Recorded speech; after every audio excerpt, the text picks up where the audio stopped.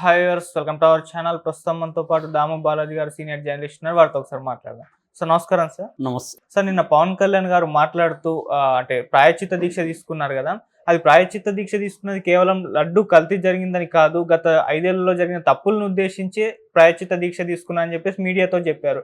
ఇప్పుడు దీని పట్ల చాలా విమర్శలు అయితే వస్తున్నాయి సార్. ఎందుకనంటే సుప్రీంకోర్టు ఇచ్చిన స్టేట్మెంట్ తర్వాతే ఈయన ఈ విధంగా యూటర్న్ తీసుకొని ఇటువంటి కామెంట్స్ చేస్తున్నారు అని అంటున్నారు. మరి ఆయన కామెంట్స్ని ఏ విధంగా చూడొచ్చు? మరి ఇవాళ కూడా తిరుమలకి కాలినడకన వెళ్ళి మరి తన ప్రాయశ్చిత్త దీక్షను విరమించుకోబోతున్నారు. మరి దీన్ని ఏ విధంగా చూడొచ్చు అంటారు సార్? ఆయన ప్రాయశ్చిత్త దీక్ష మొదలుపెట్టిందే దేనికోసం? లడ్డూలో యానిమల్ ఫ్యాట్ కలిసిన నెయ్యి వాడారు. అది కోట్లాది మంది భక్తులు తిన్నారు. అందుకని ప్రాయశ్చిత్త దీక్ష నేను మొదలు పెడుతున్నాను అనేది కదా ఆయన ప్రధానంగా చెప్పింది. అట్లాగే దాంతోపాటు ఇంకా ఆయన ఏవేవో మాట్లాడారు. సనాతన ధర్మాన్ని కాపాడాలి, అట్లాగే సనాతన ధర్మాన్ని రక్షిస్తున్న కొంతమంది సాధువు సన్యాసులతో కలిసి బోర్డు ఏర్పాటు చేయాలి. ఇదంతా కూడా బీజేపీ లాంగ్వేజ్ని ఆయన మాట్లాడాడు. ఆయన లాంగ్వేజ్ కాదు అది నిజానికి. ఆయన ఒక రకంగా బీజేపీలో ఉన్న వాళ్ళలాగా మాట్లాడాడు తప్ప వేరేదైతే కాదు.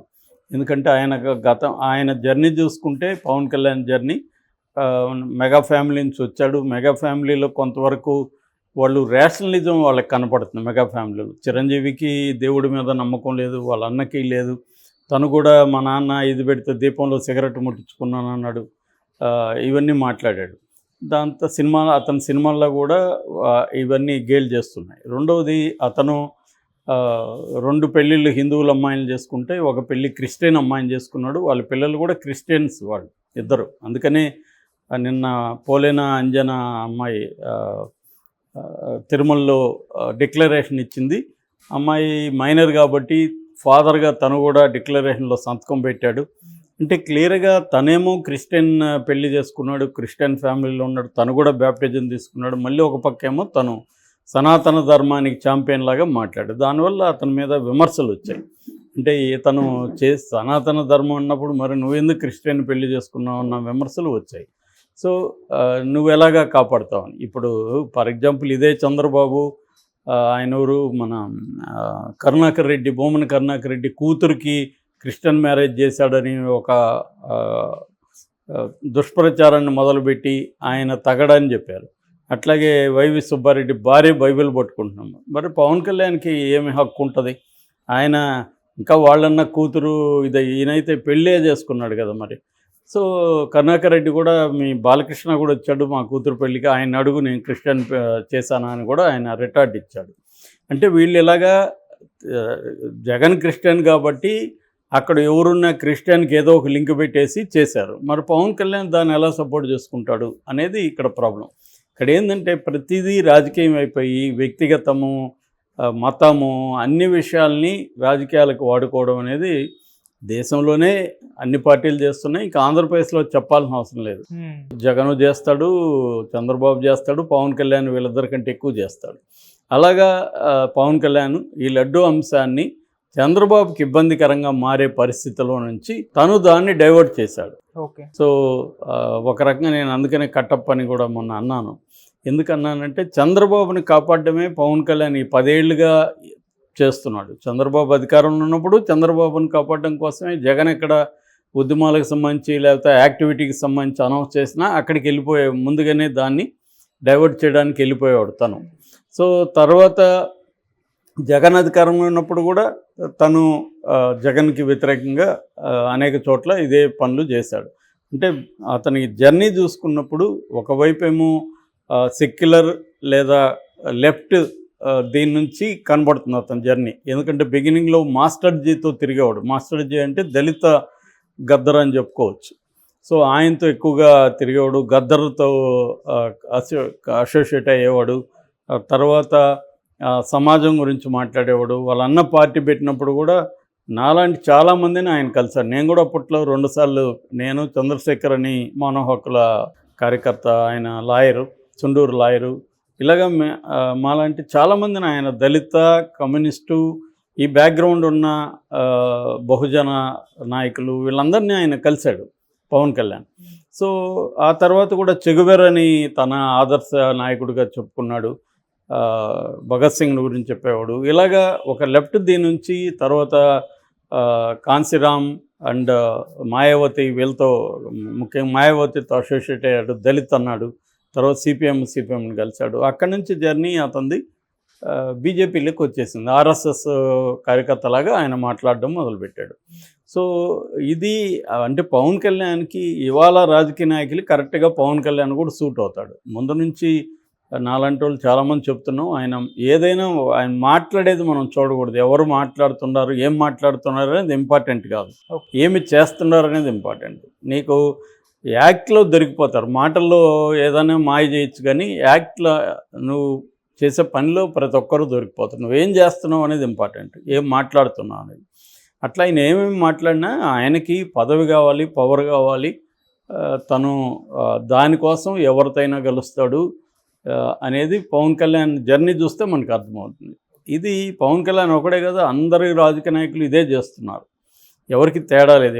ఇవాళ ఏంటంటే ఎవరికి పార్టీ అజెండా లేదు, లేకపోతే ఐడియాలజీ అనేది ఏమీ లేదు. అందరికీ పవరే గోలు. ఈ పవర్ కోసం ఏమైనా చేయడానికి వీళ్ళు రెడీగా ఉన్నారు. లాని బ్రేక్ చేస్తారు, మోరల్స్ని బ్రేక్ చేస్తారు.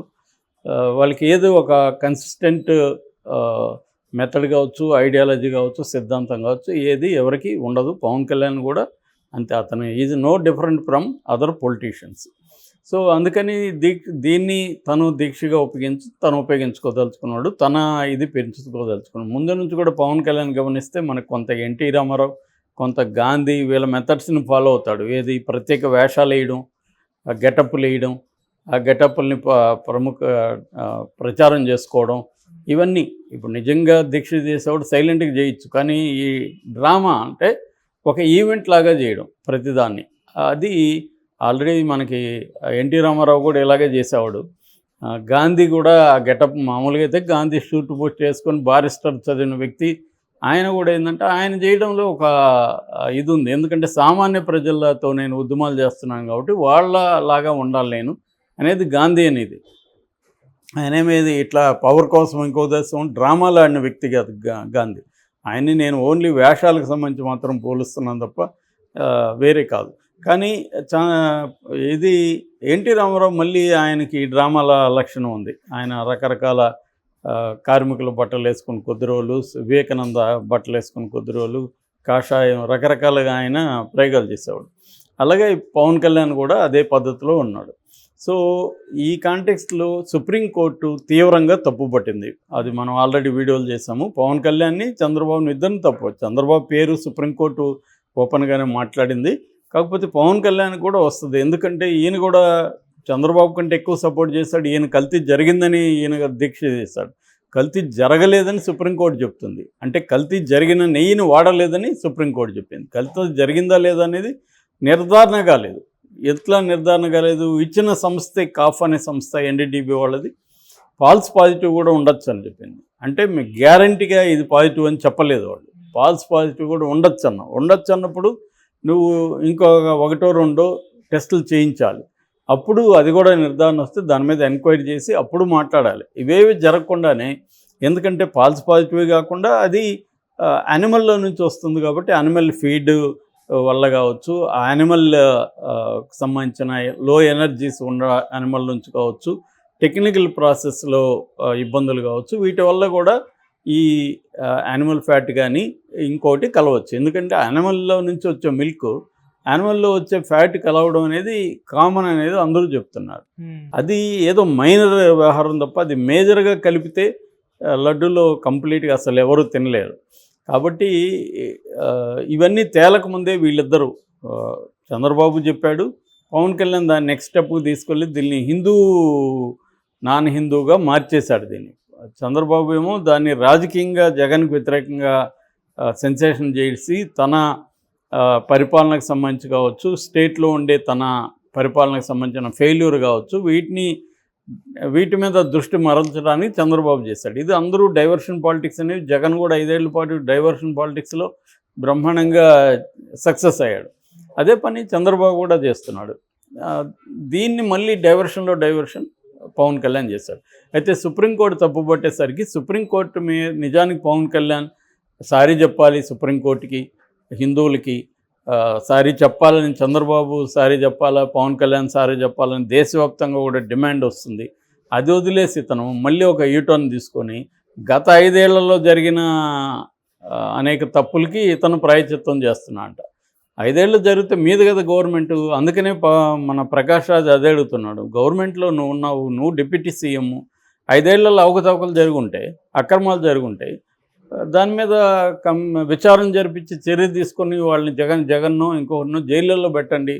అది చేయకుండా నువ్వు ఈ డ్రామాలు ఏంటి, ఈ అవతారాలు ఏంటి అని ప్రకాష్ రాజ్ కూడా అన్నాడు. ఆయన కరెక్ట్గానే అడిగాడు. ఎందుకంటే ఈ డ్రామాలు అవతారాలు కాదు ప్రజలకు కావాల్సింది, పని కావాలి. ప్రజల సమస్యలు బోల్డ్ ఉన్నాయి. ఆల్రెడీ నిన్న కూడా ఆటో వాళ్ళ ధర్నాలు చేస్తే మాకు అందలేదని వాళ్ళని పోలీసులు రానివ్వలేదు, సెక్షన్ 30 పెట్టి అక్కడ అరెస్టులు చేస్తున్నారు. సో విజయవాడ వరదల్లో దెబ్బతిన్న వాళ్ళకి సరైన హెల్ప్, సహాయం అందట్లేదు, అది చేయాలి.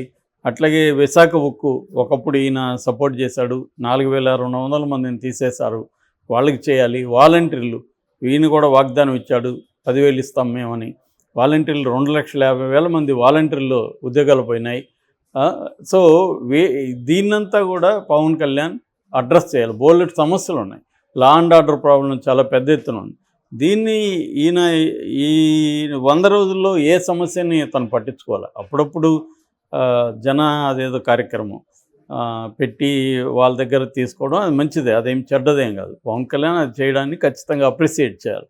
కానీ మేజర్ ప్రాబ్లమ్స్, సూపర్ 6 అమలు చేయలేకపోవడం, ఇవన్నీ బాధ్యత తీసుకొని ఆయన చేయాలి తప్ప. అంటే గవర్నెన్సు, డెవలప్మెంటు, వెల్ఫేర్, ఈ 3 ఆస్పెక్ట్లలో పవన్ కళ్యాణ్ ఏం చేశాడు ఈ 100 రోజులు? జీరో, ఏమీ చేయలేదు. చేయకుండా ఈ లడ్డుకు సంబంధించి ఈ డ్రామా చేస్తూ ఇప్పుడు యూటర్న్ తీసుకొని నేను చేసింది దీక్ష లడ్డుకు కాదు అని ఆయన ఏమన్నా చెప్పగలడు, ఎప్పుడు ఏదైనా మాట్లాడగలడు. ఆయన వీడియోలు అన్నీ కానీ ఒక దగ్గర పెడితే మనకు పిచ్చా ఇతనికి పిచ్చా అనే ఫీలింగ్ అయితే ఖచ్చితంగా వచ్చే విధంగా ఉంటుంది. ఎందుకంటే అన్నిసార్లు ఆయన మారుతూ ఉంటుంది, దీంట్లో కూడా అదే మారింది. సో అదే కొత్త కాదు. ఇప్పటికైనా పవన్ కళ్యాణ్ నేను చెప్పిన ఈ 3 అంశాలు, గవర్నెన్స్, డెవలప్మెంటు, తర్వాత సంక్షేమం, ఈ 3 అంశాల మీద దృష్టి పెట్టాలి. బోలెడు పని ఉంది, అది వదిలేసి ఆయన దగ్గరే 5 శాఖలు ఉన్నాయి. 5 శాఖల్లో ఎంత పని ఉంటుందో మనకు తెలుసు. సో అది చేయడం కరెక్టు. ఈ దీక్షలు వీటి పేరుతో కాలయాపన చేయడం